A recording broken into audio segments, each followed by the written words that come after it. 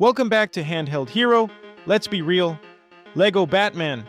Legacy of the Dark Knight looks good. Honestly, maybe a little too good. The combat looks snappy. Gotham actually has personality. The Batmobile is back. And TT Games clearly understands the assignment. Give us that Batman power fantasy, but through a LEGO lens. And look, that is basically a cheat code. It is LEGO, it is Batman, it is probably going to be fun. But while I was watching this footage, one question kept bothering me.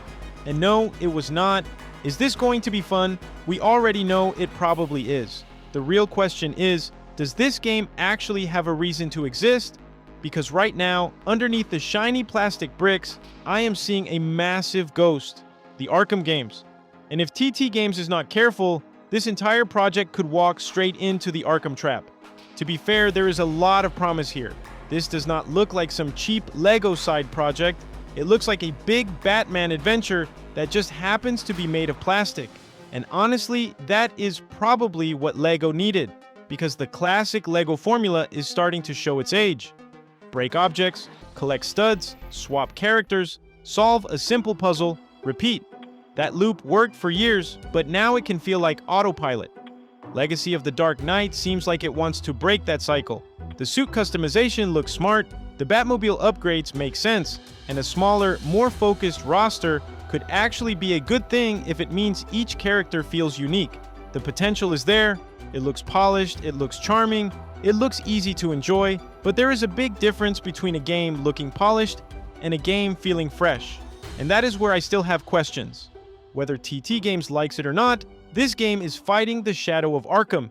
The second you show Batman gliding over Gotham, clearing rooms of enemies, using gadgets, or driving the Batmobile, the comparison is automatic.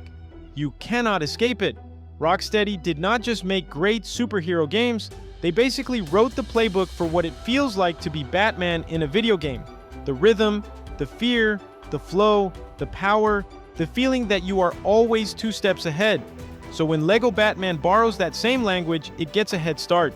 But it also inherits a lot of pressure, because now I do not want to know what the game can copy, I want to know what it can add. If you strip away the LEGO skin and the comedy, what is actually left? If the core loop is just Arkham Lite with easier combat and LEGO jokes, the magic could wear off fast. We do not need a LEGO filter slapped onto old ideas. We need a LEGO perspective on new ones. That is the difference. So here is where I land. LEGO Batman.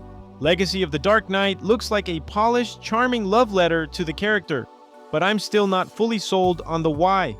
If the customization actually changes how you play, if Gotham feels alive, and if the LEGO mechanics add something meaningful instead of just softening up Arkham, this could absolutely work, maybe even really well. But if it is just a casual reskin of a game we already played years ago, I think the hype could cool down fast. I do not want a familiar loop with a plastic coat of paint. I want a real reason to go back to Gotham. That is what this game still has to prove. But what do you think? Does LEGO Batman, Legacy of the Dark Knight, look like the refreshed Batman games need, or does it look too much like Arkham Lite?